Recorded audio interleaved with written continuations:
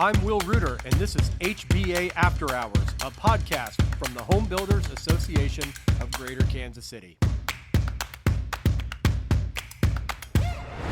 Hello, everyone. I'm Jennifer Bertrand here with Will Ruder. And we are doing HBA After Hours, a podcast about educating you about home ownership, but not doing it in a boring, dry way. We're going to try to shake it up a little. We're going to keep it different. And we're just going to dig in by introducing ourselves to you guys. So you're like, hey, do I like those people? Would I want to listen to them? What do you think, Will? I think that's probably the best way to go about it. I'm very casual intro to our podcast, but I'm going to start by, let's talk about who we are, because we are very yin and yang in our worlds. He's wearing a Chief shirt. I am wearing a Parrot sweatshirt that looks like Florida met South America. But let's go ahead and introduce ourselves. For anyone who doesn't know me, I won a TV show. I feel like everyone's won a TV show. I won a reality show on HGTV called Design Star. My season, 8,000 tried out, 38 made it to casting, 9 made it to the show, 5 million people voted, and I won season 3 and then got pregnant and kind of went on a whole different adventure. But I will get into that more later. Will, give your 30 seconds of who you are. So I'm Will Ruder, and I am the Executive Vice President, the Home Builders Association of Greater Kansas City. Started in the spring of 2019. My 1-year mark at the HBA was when the world came crashing down around us and the Big 12 canceled their basketball tournament, NBA canceled their season, COVID hit. I thought, well, that was a good 1-year run. I'm going to have to cancel this home show. Things have been running for 70 plus years. This will be my closing act. But, you know, we kept the lights on and kept home building going. And prior to joining the HBA and having the tenure that I've had, spent a couple years in Washington, D.C., working on some cool things on Capitol Hill. And then I grew up in a little town out in western Kansas in the middle of nowhere. So I've had a long, tortured route to Kansas City in the housing space, but it has been an amazing ride, and it has all led to me sitting across from Jen Bertrand talking about home ownership in Kansas City. It's a slippery slope. It's all down here just like for we your both career. drew it up, right? Well, Will and I have recorded a few podcasts, so whenever you listen to this, who knows when you will listen to this. But what I've learned about Will is he has a sense of humor, but he knows what he's talking about as well. So you think he's going to be all buttoned up, but he has a little sassy side, and he's going to bring the honesty to what we're talking about from home builders. I'm going to bring the consumer part of it and the designer part of it and the other side of it. And we're going to try and talk about things that other podcasts aren't necessarily talking about it. And we're going to bring different perspectives. And we also want to know what you guys want to listen to as well. The whole point of this is make it something people want to listen to. You talk about 2020. I won a TV show in 2009, which is the other like BC of building that crisis and surviving 2009. I find anyone who survived that was, it's just like 2020. Those are big mile marks in our world. From a career standpoint, I mean, there was basically pre-recession and post-recession. It was like that systemic event, like the meteor hitting, the middle of Pangea, and all of a sudden the world is completely different. And that's definitely true in the home building space, in the home ownership space. Things are just completely different, and they're almost two different eras, but we're talking about the same thing. So I am mentally Googling Pangea right now. Oh, it's a supercontinent. It's great. It's a wormhole. Lots of conspiracy theories. I mean, it's just don't spend a lot of time on that. It's basically all the continents were mashed together, and then over time, due to tectonic and seismic activity, now they have the 7 separate continents. I was kind of guessing that totally. So here's what we both are doing. So currently, right now, you are with the Home Builders Association. I'm an interior designer. I do a TV show on Lifetime Channel with Mondale Williams, which always cracks me up. And we do house makeovers for veterans, and I do commercial and residential houses in Kansas City and around the U.S. And I can nicely say around the world because I have projects in other countries. And for you, Will, right now, what's your goal for this podcast? If someone's listening, why should they listen to us in your opinion? Home ownership, housing, it is like a 20,000 piece puzzle. I mean, it is complex. It is all over the place. You're missing a ton of the pieces. You just dumped it out of the box. You found it in the basement and you're trying to put it together. It just so happens that this puzzle is the most significant financial transaction you're ever going to make in your life.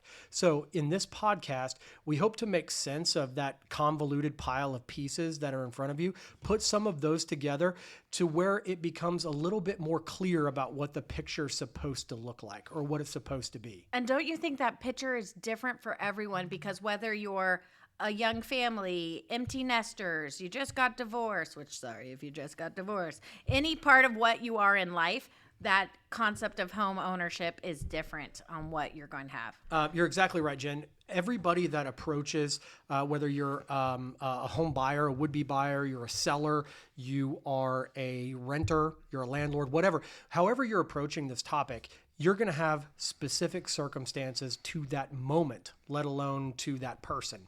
And so as these variables change, it requires a level of understanding and adaptability that many people are unequipped with because of all of the variables associated with it. So how do we make it so that you can be a resilient and adaptive buyer, renter, seller, whatever, however it is you fit into the housing picture? Those are his words for don't make bad choices, people. Make informed choices. That's what we want. Informed consumers, informed sellers. That's the more information that is out there, the better. The more depth you have on any issue, the more likely you are to make a data-driven and informed decision. And only through that kind of process, that education, there's not that one resource out there where you're going to be able to just, read something in 30 seconds and automatically make the best decision possible for yourself or your family. And so how do we make sure that you have a foundation on which to continue building that knowledge so you can protect your equity, your financial circumstances, provide a safer environment, whatever it is that you're after? How do we make sure that you are on the path with the confidence you need to go out and own this thing? And here's what I always think is people can listen to a podcast wherever you are. You're working out, you're driving, you're cleaning the house. But some people need visuals or resources. So people will be able to go to your website possibly. Is that correct? The Absolutely. Home Builders Association to get information. So if we reference something and you're like, thanks a lot, people, that's great info, but I don't want to write that all down.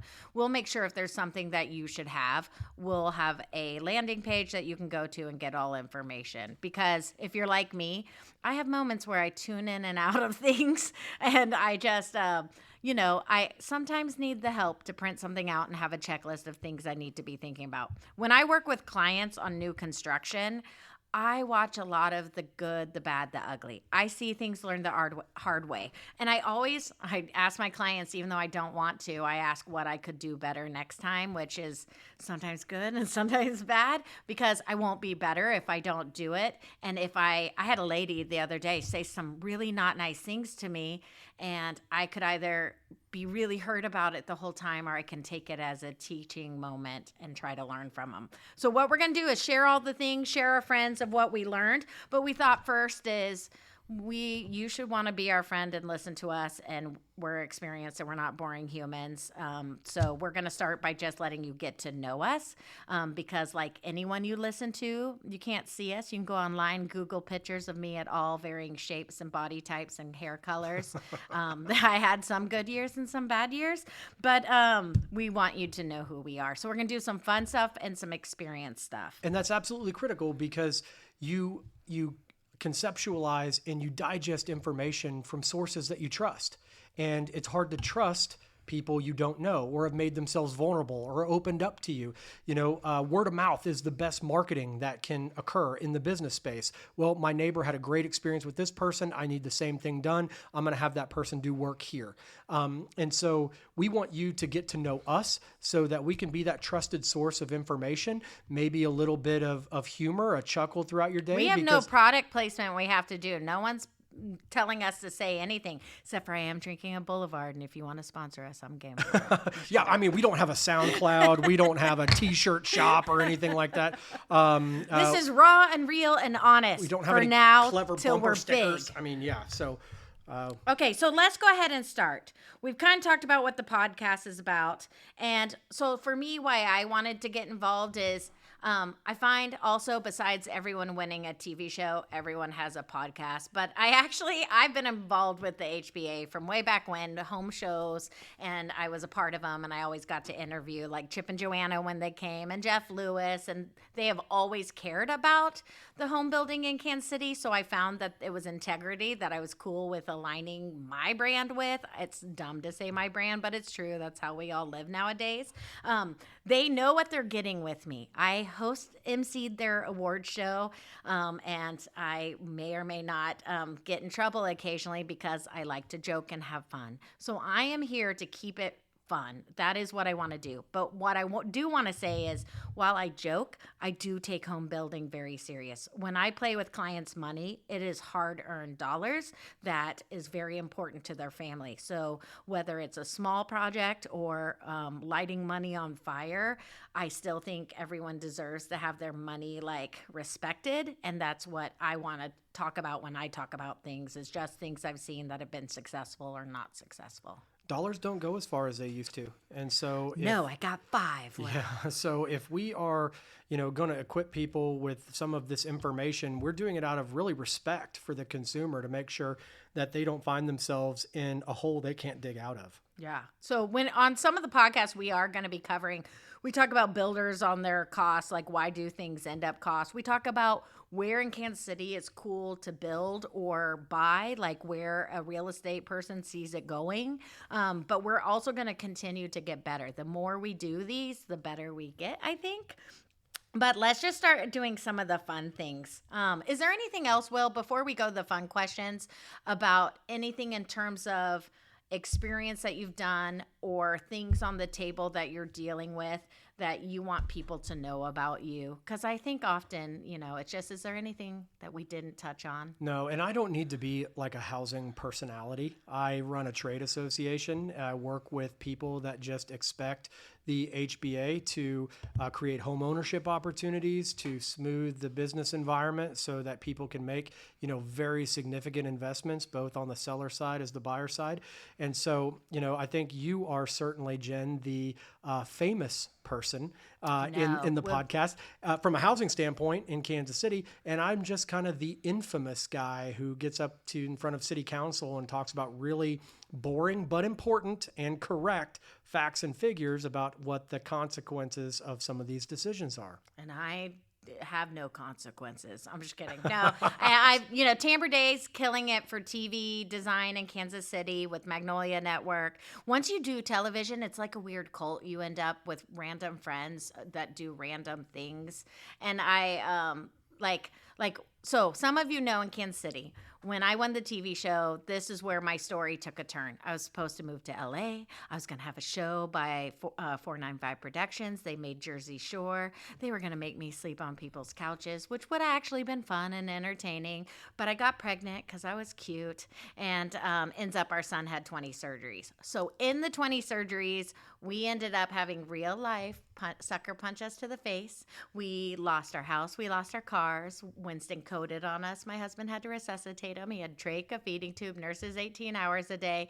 Some serious stuff went down. When you go through all of that, so friends helped us, all of Kansas City helped us, people all around the U.S. helped us, and we came out the other side. We were lucky. Some people with those kind of adventures don't have the support and they lose their houses. This is what made me so appreciate. We lost ours, but friends helped us appreciate what a home means to someone, because it's, the foundation and the heart of your home. But every time I went through something crazy, the way my environment was impacted the way I felt. So when I design, it's a lot of psychology of design. So it's not about me, it's about you and how you're feeling. And I tell them I'm going to ask a bunch of creepy questions, but if I do my job right, it's going to feel like you and go from there. Design is so personal nowadays, and with the world of Pinterest, it's almost like so much in your face. And so my job as a designer is always to shield you, tell you to stop looking at Pinterest, save your marriage as we're going through, because you're going to have some breakdowns, and you're going to argue about things, and you're hemorrhaging money and all that good stuff. And if we do our jobs right, you come out as unscathed as possible, whether it's a remodel or new construction. So my journey behind things, I always tell them that I don't freak out when like a couch is late, because I've had to do a trach change on my child. So I tell them that. And I say, it's not a normal scenario, but it also is what makes me gonna help. I'm gonna help you through it, because I'm gonna say, first world problems. Yeah, it's horrible. You're gonna have a Charlie Brown Christmas, and you're gonna be on folding chairs, and it's gonna be great. And you're gonna remember why your family loves you. And next year you'll be in your house for Christmas, and it'll be great. And somehow they managed to get through it. It's a lot to take in, isn't it, Will? Jen, but that is the story of housing. That's the story of Kansas City.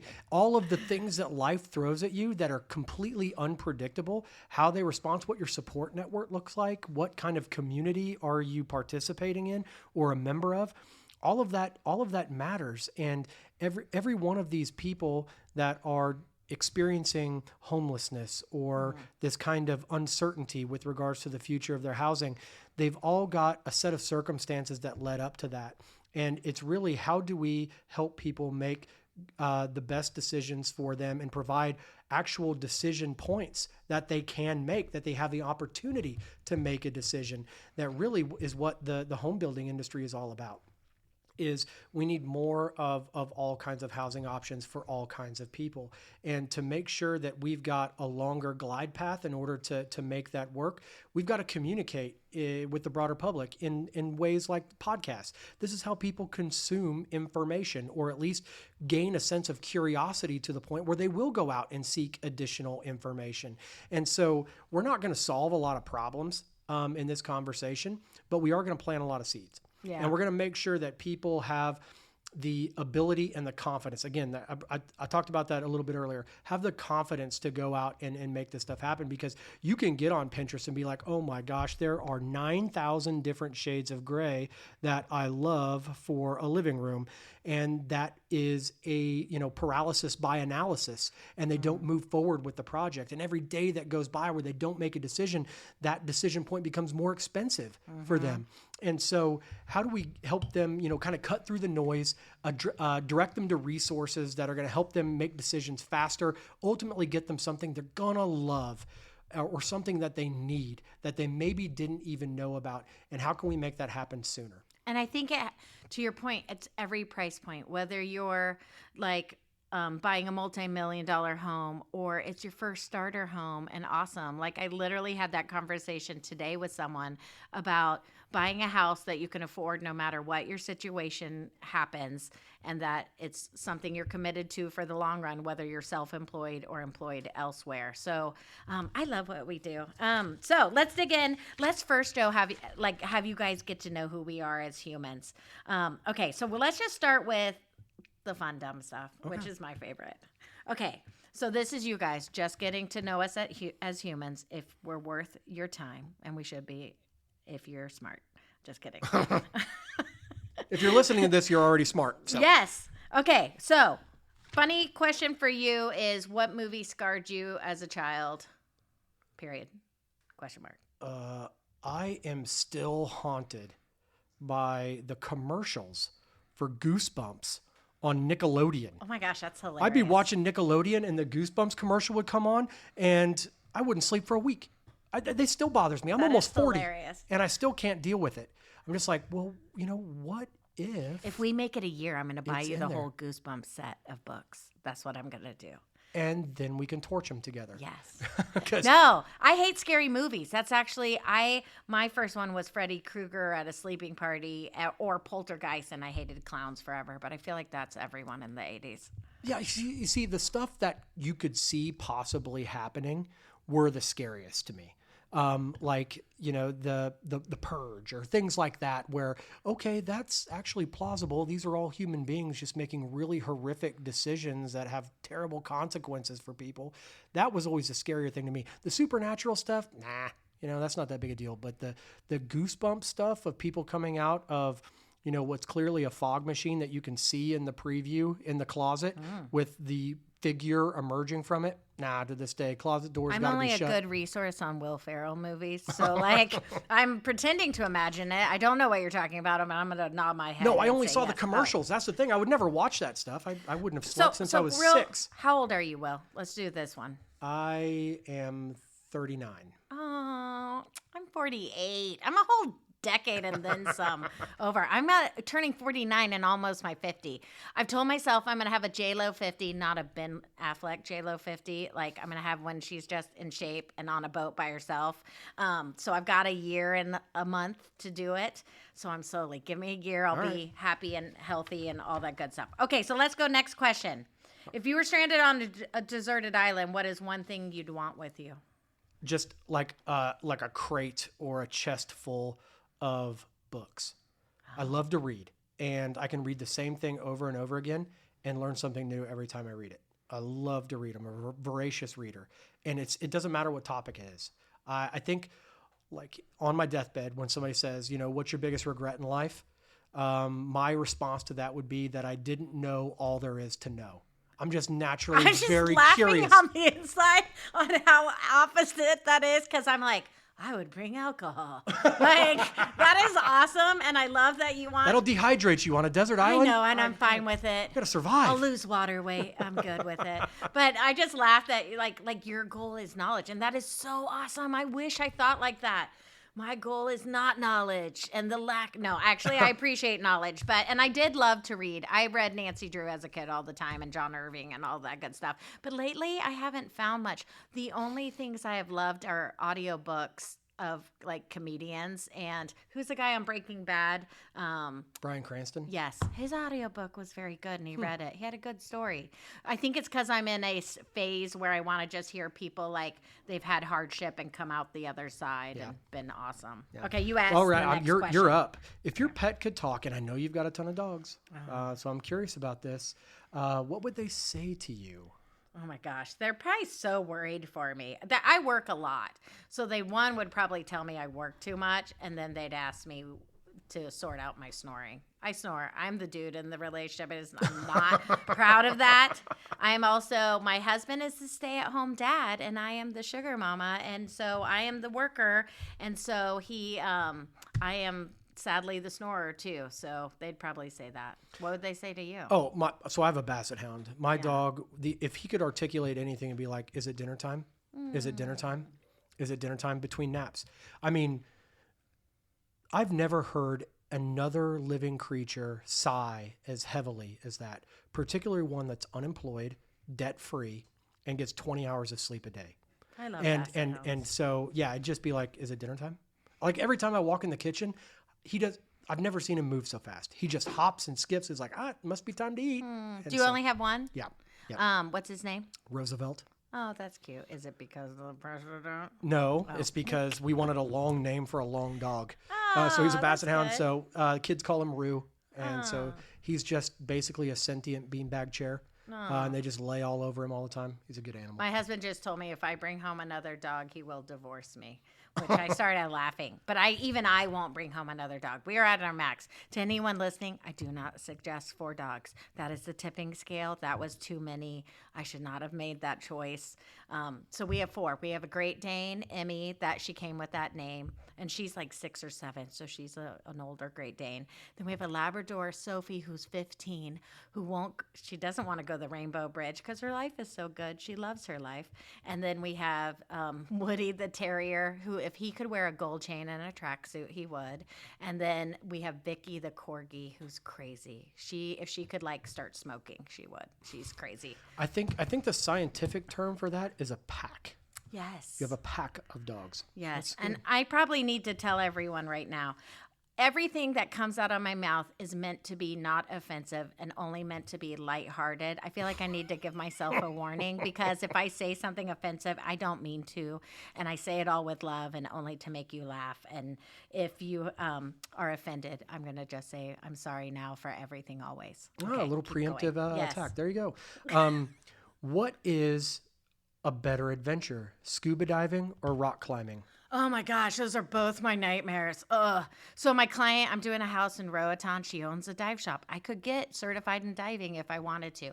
My body is like a seal. I am meant to be shark food. And I have always, do you ever listen to those? I shouldn't be alive. Like that is my nightmare being in the ocean and swimming water in the ocean. I just think a shark is going to eat me. Since I was little, I thought I was going to get kidnapped because who wouldn't want to kidnap this awesomeness as a kid? And then I think eaten by a shark. Rock climbing, I am not graceful. I just tried mountain biking this weekend or trail riding. I have a bruise of a pedal on my thigh. My whole stomach's bruised because I hit a tree. I'm not giving up. I had a helmet on. I'm going to keep doing it. But I used to be athletic. I am now not. So imagine Jack Black mountain climbing or scuba diving, and that is me. And So I mean, to be. I'm with you. I grew up in Western Kansas. You can't climb a horizontal surface because it's flat as a pancake where I grew up. And I think it's also geographically the furthest away from a saltwater body in the country. And so neither of those things ever appealed to me. In fact, I'm convinced that the reason we have invested so much in space travel as a country is to get further away from the ocean. Would you go it's to full space? of things that, yeah, totally. Yeah. Not me. I don't know if I'd come back. Ooh. I would design a I could be like the space people that are pod. up there right now, right? I That are just know. stuck. They're just stuck in See, space. 1984, Christy McAuliffe and all of that, our generation is scarred by that. I remember watching it in my class. We all got around the TV to watch it, and then it blew up, and that was traumatic. That was horrible. So I could go to space because I'd want to pick the best outfits to wear. I feel like I would do really well. And then I would design a pod, and then I would come back home. And I would hope no organisms would attach to me. That would be horrible. You know what? I like solitude. I don't get a lot of solitude in my life, and I figure And you're doing a to go to podcast the with most me. sparsely populated thing in the universe is to kind of attractive. Are you a secret lone wolf? You know what? It's interesting. I am a textbook introvert. Even though all of my external persona, my job, my career, just like having to be a public figure related to housing, you wouldn't draw that conclusion naturally. But I do like to just sit and think. If I feel like I've got a cap on the number of words I say a day, and if I hit that cap, it's a hard cap, and I'm content just to not say anything for the next 48 hours if need be. I would have made an awesome hermit. I could easily take a vow of silence, all of those kinds of things. But, communication is so important to what it is that I do and to operate in modern society today. I'm not a computer guy, so I can't just sit and code or write software or things like that. So I've got to be able to, to talk about things. And considering that talking is literally the only thing I'm truly unique at or good at, is very counter to how I consider my own personality. I find I've met a lot of extroverted introverts, and I feel like I fully respect that. I talk to people all day long, and then I go home and I tell my husband I'm sorry because I end up being no fun to be around. All I do is try to absorb people's problems and entertain them and keep going, and then I go home and I'm like, it's a sad sack. So I appreciate your journey. I am probably more Chaz Michaels, was that his name? Do you know From Blaze of Glory? Yes, Oh, it yeah, I is. gotcha. I'm that kind of lone wolf, probably more. Okay, next question. You go. I'm asking you. Okay. Yeah. I'm glad that I'm asking you this rather than you asking Okay. me this, because which Harry Potter house would the Sorting Hat most likely put you in? You know what's so sad? Is I have literally sat under the Sorting Hat at Universal, so I already know this answer. I'm in Harry Potter's house, of course. Like, I knew that. I was secretly worried that I was slithering, even though I always look like, who's the guy with the bleach? Draco. I always look like an out-of-shape Draco with my hair when it's dyed and wet. But I am Harry Potter's house. I am so, like I What are said, you? I have no idea. I have no idea what the Are you not a Sorting Hat. Harry Potter I have no idea person? what the Sorting Hat is. I don't know. I know what Universal is. Have 'cause you I know seen what the it- movies? No. Oh, that's like when I went to Lord of the Rings movie set in New Zealand, and I'd never seen any movie. Yeah, I'm completely out of my element on that stuff. So that's why, I made some notes and now I've got some things. Like I said, I'm on the desert island. Maybe I'm taking Harry Potter, so I can get boned up, and then when the rescue ship comes and picks me up, I can answer that question because I have no idea what a sorting hat is or. I feel like you'd transport you or appreciate something Harry like that. Potter. I never read the books, but I watched the movies. And you know how there are certain movies that are always on that you'll always stop and watch? For me, it's The Other Guys. It's Step Brothers. It's any Will Ferrell movie. Let's just face that. And then it's also Harry Potter. I don't know why I wasn't like into witchy things, but I just appreciate it. What is the movie you always stop on? Oh, I mean, like Talladega Nights, Step Brothers, Old School. I'm very similar just movie became best tastes. I'm friends. telling you, those are things that you can quote. Like, there's a lot of people that can quote the Gettysburg Address or the preamble to the Constitution. I can quote both of those things. By the way, I'm not going to do it because we don't have the time, but I can also quote the movie Dumb and Dumber from start to finish without having the video on there. I can just sit here and talk through the entirety of the screenplay because I've seen it so many times. And what a useless skill to have. That is not useless. That is the most important thing. I saw it 5 times in the movie theater. Will, this is why we can do this podcast. If we make it to a certain time period, we are dressing up in those colorful tuxedos only for our entertainment. No one else. I made a list for my child of movies he had to watch to be my child. I have listed every Will Ferrell movie. I did Adam Sandler. I did Nacho Libre. I'm going through the list of things that I think as a 15-year-old boy he should know or see. Maybe not Good Mothering, and I should be talking about other things, and I should probably be teaching him to drive right now. I'd rather not. But instead, he is watching these movies. This is good. We're I'm going to ask you We're vibing. one. I'm going to ask you one. Oh, okay. Sunday priorities: exercise, sleep, or mimosas? Well, I've got 3 young kids, so Mimosas. sleep is out of the question. Mimosas are too sweet, and I'm not a big exercise guy. So I'm gonna say none of the above would be a priority. But I do love to smoke meat, and you do. I thought you were going to say something totally different, but good. That is awesome. I'm curious Yes. what you thought I was gonna say. It was more Snoop Dogg related, and I was like, "Oh, well, this is a good podcast." Yes, smoking meat does take all Sunday, and we are in the barbecue capital. Yes, I'll be the Martha to your Snoop. So I mean that's an 8-hour proposition Yeah. minimum for when you're gonna do it right. So I'll just. Who's your favorite barbecue then in Kansas City? This is a this personal trap. question. This is a trap, Yes. and I'm also not going to answer it because I You're want not? people to listen to this podcast. Oh. No, because you say one thing, it's like sectarian violence in the streets. I'm Gates. I'm going to if- say it: beef on bun, extra crispy fry. Even though in Ted Lasso they only wear Arthur Bryant's, I fully support it. I love all barbecue, and I'm willing to come try it all out. See, But when people Gates. ask me what's your favorite barbecue, I say whatever's in front of me. I'm very egalitarian like that. In fact, the worst barbecue is better than most other cuisines for me. So I'm that much of an acolyte. Plus, I don't play golf. I don't have a lot of hobbies. It's not something I'm going out and looking to spend my finite time with. And I was like, okay, my family needs to eat. Maybe if I can just super enjoy cooking for them, then that can be my recreation. And that's very exactly nice. what it's turned into. And so my family eats, and we eat well, and I enjoy the process, and my wife doesn't have to touch the kitchen. So That it's is very happy wife, nice. happy life, full bellies. Sometimes our bellies are way too full, which is, not everyone's circumstance, but in our household it is. So that's how I spend my Sundays. You're very productive on your Sundays.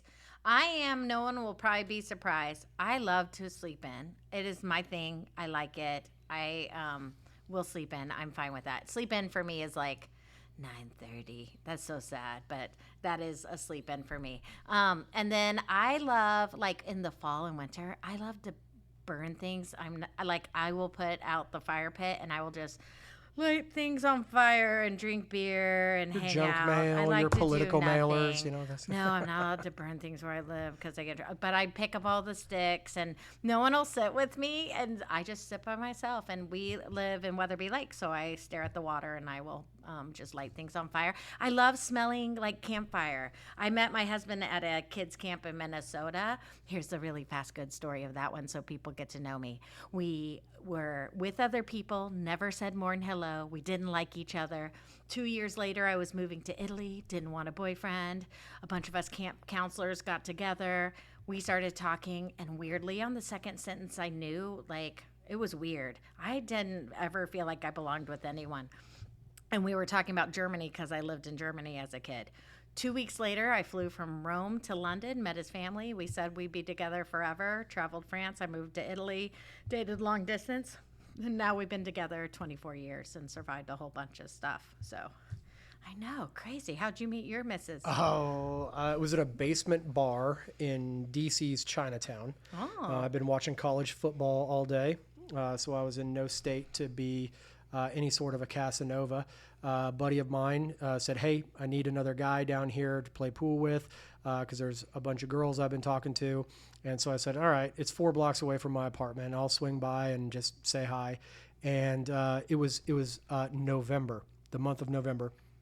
And so I always did Movember during that time. So yes. I had a burly handlebar mustache. And I was wearing cowboy boots and my K-State shirt because that's where I went. That's who I was watching for football that day. And she said, and my now wife came up to me and said, hey, are you doing Movember? And I said, what are you talking about? And she was like, oh my God, this guy is just wearing a handlebar mustache because he thinks it looks good. I got to get out of here. Well, that spawned a conversation, and we've been together ever since. Yeah, so, how long have you guys been together? So we have been married just now 11 years. Yeah. It's 3 kids and a cross-country move, and we've survived it all. Yay.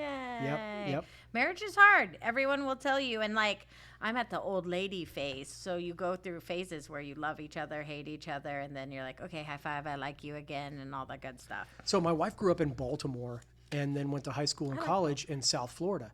No ties to the Midwest whatsoever. We just had been back to the Kansas City area for weddings and, some family stuff.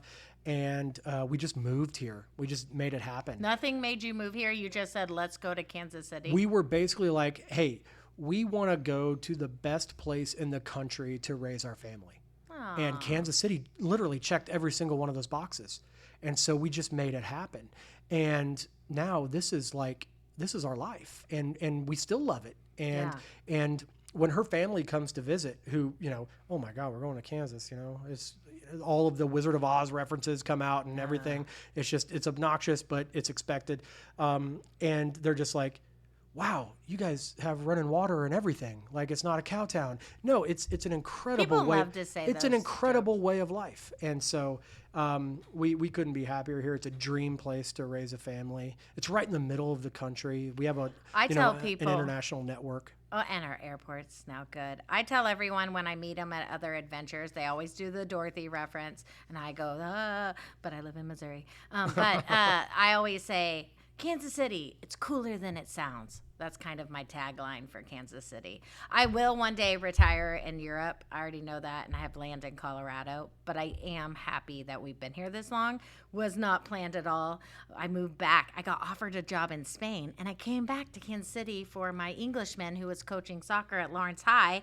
And so I came back for love, and I taught in Blue Valley, and then I retired because I realized teachers have a whole other adventure of stories and problems and all that good stuff and are not appreciated as much. But I loved all my students, and then I went into TV, which is a whole fun thing. As one would expect. That's a very natural progression you've described. Yes. Okay. Oh, interesting. I like this question. What kind of person were you in high school? I'm going to guess that you did yearbook. I didn't. Oh, really? I didn't. Student council? Nope. Oh, what'd you do? I was completely uninvolved in all of those extracurriculars. I played football. I wrestled in high school. I was going to guess football. Yeah. I wrestled in high school. I played baseball in high school. So I was just kind of the athlete, but I was a good student. But it wasn't, I didn't, it sounds awful. My mom's probably going to listen to this, so I'm sorry. Only our moms are going to listen to this. That's probably true. Face it. But I didn't put forth the effort in high school to actually excel and Your mom's nodding her head right now. Yeah, right. Yeah, I got chastised for it quite a bit, but it was just high school just came very naturally to me, and I was also I was the athlete, but I got along with kind of the head of the non-athletes, and that was the most harmonious that small town high school ever was, because it wasn't like, okay, these are the athletes, these are the non-athletes, and there's a very clear delineation, which occurs in a lot of small towns, but we didn't have that. And so everybody just got along, and there was no fights in the hallways, because me and the other guy were just kind of like, hey, we're all going through the same things largely together. Can we just kind of chill and wish we like, could get do along that a as little a bit? nation. We're not getting into it, but I just think that's how life should be. Yeah, we shouldn't. You shouldn't segregate yourself into this tribe or that tribe, and So anybody that annoying. isn't within your circle is an enemy of yours. We're not naturally supposed to be like that as human beings. We're supposed to be collaborative and learn and trade, and not just trade like goods in order to survive like the Paleolithic man, but trade ideas and trade Even though I perspectives. barter for massages and whatnot, so I'm a big fan of the barter system. Okay, what do you think I was? What do you give up for I massages? give design. Like I do design for anything. I've gotten haircuts, eyeglasses, massage.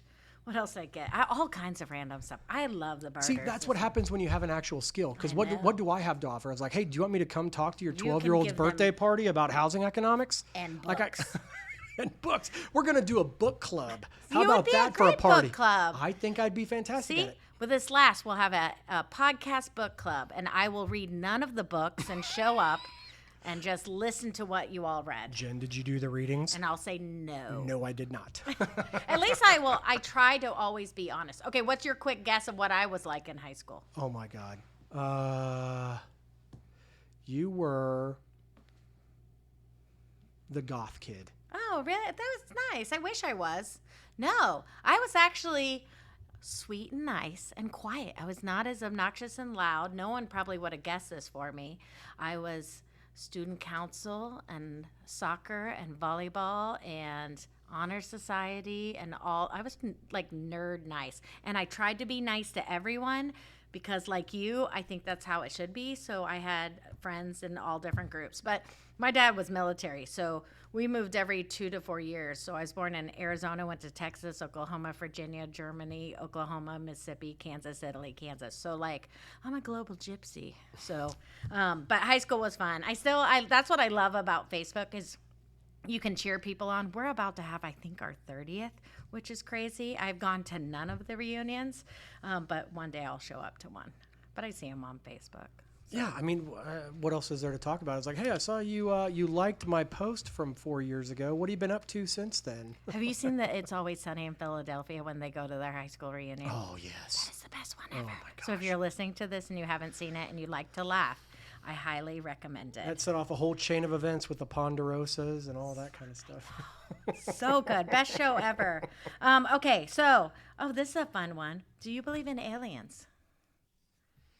I'm not willing to rule it out, but I'm also kind of one of those guys where it's like, prove it, show me.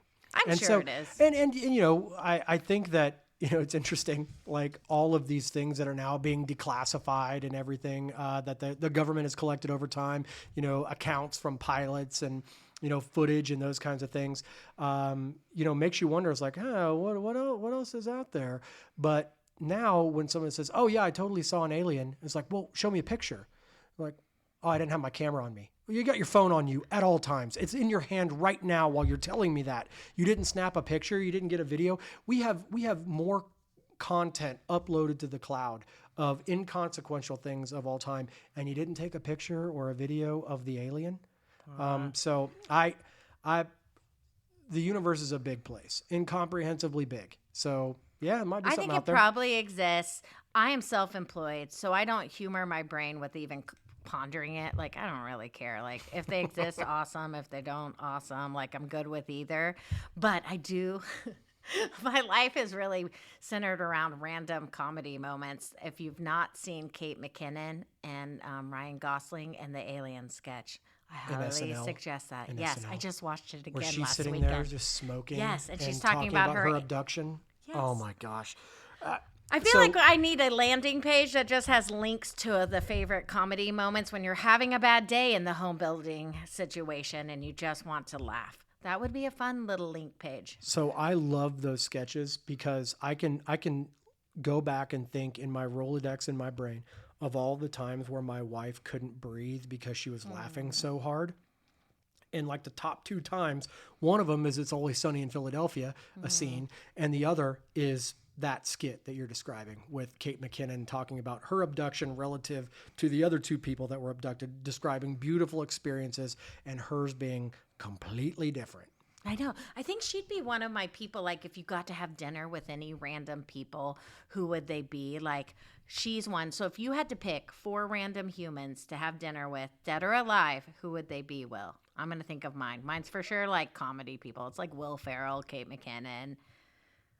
Probably Yeah, like, you'd want like a good mix of people too, but also people that wouldn't like kill the vibe. You know, you don't want to invite somebody that's I'd gonna, have Larry David. like, He'd kill the oh vibe, and my I'm God. good with that. Yeah, well, that would I'm be, married to that Larry would be David. a hilarious death of the vibe, being in a room with Larry David and just watching him just do Larry David things and torch the entire situation. My husband is Larry David. I'm not even kidding. My husband's from England. So imagine an English Larry David with a child who's had medical adventures, and that's my world. But my husband gets in the weirdest scenarios that are not appropriate or like they're horrible and all the time. So who are your 4 people? But are you able to go back and laugh about those moments, or are they Sometimes. still mortifying? Sometimes they're so bad even for me. Like, I'm always like, we have a private lake page. There's like half the lake loves them, half the lake hates them. Or maybe it's more than half hate them. Your husband? Yes. Oh. No, he does it because he thinks he's funny. English people can't help it. They will always go for the joke. And then he's almost said annoyingly honest, but he is, and he will always speak his mind. So sometimes I have to troll my own husband, and I just do like Schitt's Creek memes back to him, and I'm like, shh, quiet kind of things. But I'm like, oh my gosh. So who are your people you'd eat with? Who are my people? Probably Thomas Jefferson. Oh, of course you go for a smart person. Here's the He's reason, like the Hamilton cast, but the real one. Thomas Jefferson brought macaroni and cheese to the United States. Yeah, I got to pick his brain about his culinary, background. I would go with John Wayne. And the reason I say John Wayne is because he was this machismo guy on screen, but he was also a draft dodger. And I kind of want to harmonize those. So I do want to pick his brain about those kinds of things. And then I would say George Brett. George Brett is one of the most hysterical people, unintentionally, that I've ever seen. I think my husband loves the George Brett I poop my pants story. I'm sorry. I had to say that it. kind of We storyline will that talk I'm referring cerebral to. high-end things, but as a kid who kind of came of age in recognizing things that are going on around them in the early 90s, like George Brett was the man. And so like I was just something that like I could probably run into him at Cap Grill if I hung out there long enough. Don't murder me, but was he before when Bo Jackson played the Royals? Same time. Okay. Same time. Yeah, but Bo Jackson was just a blip on the radar, unfortunately, because he could have been one of the most exceptional athletes of all time, which he was anyway. He just didn't have the stats to back it up because he couldn't stay on the field long enough. And then the last one, you know what? It would be Thomas Jefferson, John Wayne, George Brett, and a guy by the name of Heinrich Ruder, who was my great grandfather, who moved my family from at that time the Volga River Valley in Russia to Western Kansas. So I grew up 10 miles away from where my family landed in 1877 in Western Kansas. So I was like, what possessed you to do that? One. And two, how did you do that? It is a pain in the butt for me to get 12 miles in a car with cruise control some days. And you went all the way across the world in a ship and a train and horses and wagons. You didn't have electricity, all those things. And when they landed, it was Well, they landed in 1876, but they didn't get to Kansas until 1877. Took them a whole year to get from the East Coast, which if you've ever been in East Coast traffic, you kind of understand. But when they landed, it was a month after the Little Bighorn massacre. So can you imagine like landing in the United States and be like, all right, Yeah, we're like, heading west, and like, awkward. what's going on out there? That sounds so not fun. I wouldn't do well. I tell my husband if there was an apocalypse, I'd like to tap out, or I'm going to New Zealand. Is there an to opt someone out I of the know. apocalypse? Right? Well, I just don't do well with dirt, and I don't want to try to survive. I will tap out, or I will go with friends who are loaded in a mountain in New Zealand in a cave or something like that, and he can go fight people. There is no air conditioning in the apocalypse. I just don't. I don't even. I'm fine. I'm like done. All right, what are your 4? Okay, my 4 are the opposite. It is Will Ferrell. It is Dolly Parton. I love Dolly Parton. I just missed her. She was here. Jack Black. And probably like Kate McKinnon. My dinner table would not be or Larry David could swap out for one of those too. But they'd be fun people. And You could we'd just remove laugh. yourself and I have would, those 5 people and eat I just dinner and watch just it. be Like content that creepy. you made that room happen. Yes. No, I'd share a chair with someone. I'd sit halfway on it. Okay, so as a finale moment to this podcast of getting to know us, I want to end with something home related. So you must name how you describe your personal style in your house and your favorite thing about your house. So, Besides your people in it, I already know you're going to say that. No. So my style in my house is whatever my wife wants it to be in that moment. And if it is new blinds, if it is new plants, whatever, I just go make it happen. Because my approach to home is not the stuff inside of it. And so if that matters to someone that matters to me, then I'll go make it happen. I'm not going to veto it or say, no, that's dumb. So our style is very bright. There are plants around, kind of Bright colors or like white and fresh? no, a lot of light. So big windows and light colors around the windows, so the light reflects into the room. So, my wife went to high school and college in Florida, so light and brightness, all of that stuff, kind of just gives her kind of that home away from home feel. Yeah. And like I said, I could live in a cave and even by myself even, but it was never anything, design, that kind of stuff. If it was up to me, I would have like a John Wayne poster, like I just mentioned, one of my dinner buddies. That could actually be very cool, vintage John Wayne stuff. I once did a Richard Simmons bathroom with someone. Like, you could have fun with that and make it cool and make it non-theme or kitschy, which is fun to do. So one day we'll do a design podcast and talk fun ways to do design or take people's questions and problem solve them. And what's your favorite thing in your house? So again, this is gonna sound cheesy. It's totally. But it's my wife and my family. So all of the floorboards in our house are just destroyed. Mm-hmm. They've been hit by soccer balls, trucks, like cartwheels gone wrong. Like they look terrible. And we're like, we need to touch those up. And then I'm like, well, why? Like that's gonna be like a time capsule when we're older of how we used our house. Mm-hmm. This wasn't just a place we stored our stuff. We lived in it. And that's a way that we can remember, like, when these kids are gone and they forget our phone number and they just bounce. Like, there's going to be some really cool nostalgia that occurs because of the damage that they did to our home. That is a really good perspective. And I tell clients that someday you'll wish that mess was around because, they won't be there to make that mess on it. And like, if my child ever got marks on the table, I didn't care. I thought it was awesome. That's why, like, when I do marble for people and they're like, oh, it'll etch, I'm like, it shows life. It shows you had a party. It shows people. My personal style is modern, probably like a European modern. Like I love Australian living. We're outdoors in. I love Palm Springs. So my modern has many twists to it. My dream house is a hacienda, like a square house with an interior courtyard, but it's still all black and it has a I live in a black house, a rooftop on it. My house is cobbler with no shoes, so I've done parts of it. It's slow and steady wins the race. My favorite thing in it is I'd done a project with Pella, and I did a whole corner of my house all glass with them, and I just love that's it. cool. So each side of it is all glass, like 16 foot and 20 feet or something Kind like of got that. an Now all opens up. Henry David Thoreau vibe on Yes, Walden but Pond. the poor version. I'm just kidding. Not transcendental so much as it is incidental. Yeah, actually, that's that should be the name of my design show. patent pending. Yes, but yes. So I am with you on that. Outdoors in, it's all about living life, sunshine, happiness, and all that good stuff. So do you think we were interesting enough that people listen to us? I was personally very entertained.